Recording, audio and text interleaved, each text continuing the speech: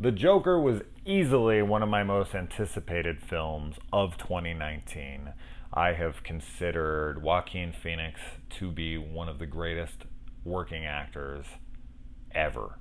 I just, some of his performances to me, namely something like The Master, I just think he's incredible. So when I went to check this out, my expectations were through the roof. Not only did I think the trailers were incredible, I mean, just I could watch them on repeat, and it was as good or better than almost any movie I saw this year.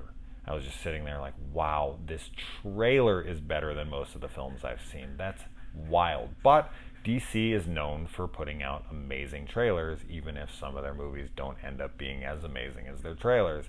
So there was a little bit of hesitancy there, but honestly, very little. And when I started to hear what was coming out of film festivals with the buzz of the Oscar nominations and this and that, it kind of matched everything I had expected. And then when I started to see some of the backlash of how it was too nihilistic or violent, or it was going to influence people to do horrendous acts or whatever, I knew that this was definitely the movie I wanted it to be. Now, I'm not going to sit here and talk about that because that could be its own conversation. And that's just it. That's what's up with this movie. When I walked out of the theater, and even while I was watching it, I was sitting there thinking, this is a movie I could sit after and talk about with friends and maybe just random people in the theater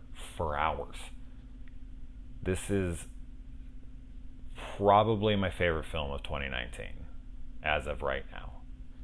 I mean, it's just everything I wanted it to be. It's exactly what was sold to me in the trailer. Now, would I have liked to have not seen the trailer and just went into this movie? Yes, because the trailer is kind of beat for beat what this movie is, and that's a shame because this movie deserves to kind of be experienced and not have so much spoiled for you. They gave away a lot of the signature shots in the movie so that when they came on the screen, I saw them as already iconic, having already known they had existed. And that kind of bummed me out because there are some fantastic scenes. That scene where he's like, if you've seen the trailer, where he's like jumping down the stairs and when he's dancing and they get that like Dutch angle on him, and it's gorgeous stuff. I mean, the cinematography is outrageous in this. The performance from Joaquin Phoenix, I mean, let me mirror what everyone's going to be saying and has been saying. It's just fucking phenomenal. I'm not a comparative guy. I've never been a comparative guy. I don't like the whole who's better, Ledger or him. Or it's funny how Nicholson barely ever even gets thrown in the rotation of who's best. I mean, I guess when it was Ledger and Nicholson for a little while, but now it's just Ledger by himself. And now that this has kind of come out, now people want to start comparing again, which makes sense. I mean, this is a completely different character though. This is nothing like Heath Ledger's character. Nothing at all. This is such a broken man. This is a much more realistic take. This is a origins film that I never thought I would see. This is such an insanely dark, depressing, albeit funny though. I mean, it's darkly comedic. It is the Joker, but if you go see this in theaters, and it depends on your crowd, but I was hearing reports from friends of mine and myself that we were really some of the only people laughing in the entire theater. There was a lot of people that were extremely uncomfortable with the comedy in the film because it is so dark. Kind of reminds me of my experience when I went and saw I, Tonya. I remember just laughing hysterically at her mother's character, and there were so many people who were giving me dirty looks like, what are you laughing at? What this woman is saying is deplorable. And I'm like, yeah, but it's the way that it's being presented. It's so ridiculous. It's so fucking over the top that I just can't help but laugh at how horrible the situation is. Now, I don't want to say that that's what's going on in this movie, but there is that awkward tension in the theater with some of the audience members that are like, am I supposed to be finding this funny? Because this is sick stuff. And yes, it is. You're getting a very, very close glimpse into the mind of someone who is having a full blown meltdown, full psychotic break.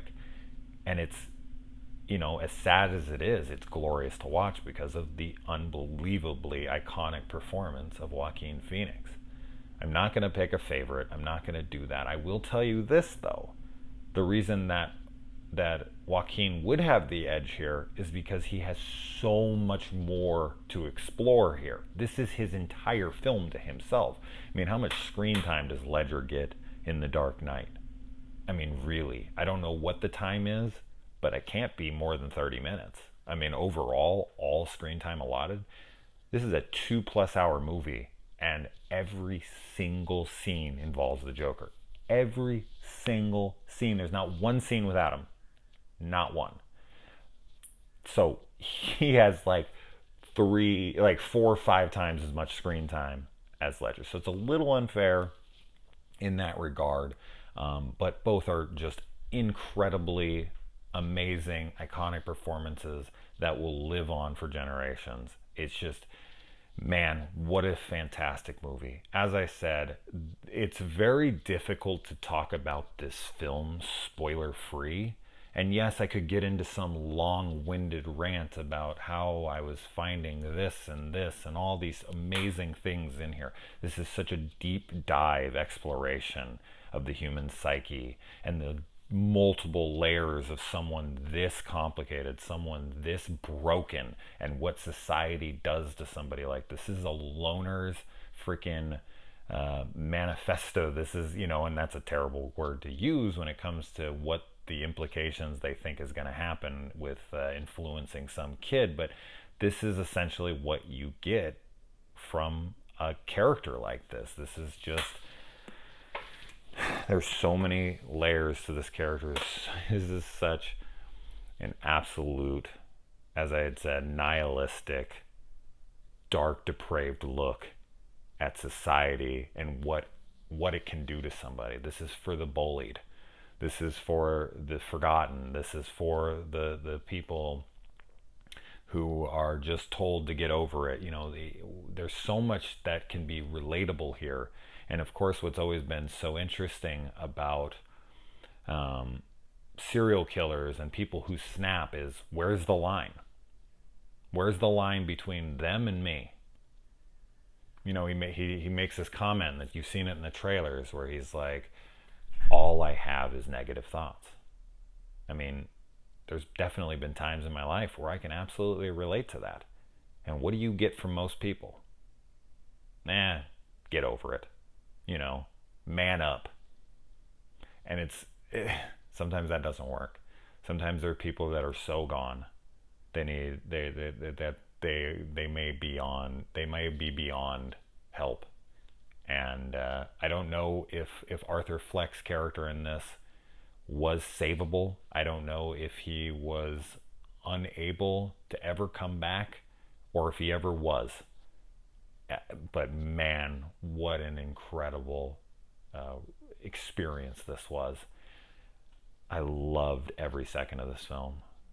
It spoke to me in so many different ways, and man, I would love breaking this down with a couple people and really exploring every little detail.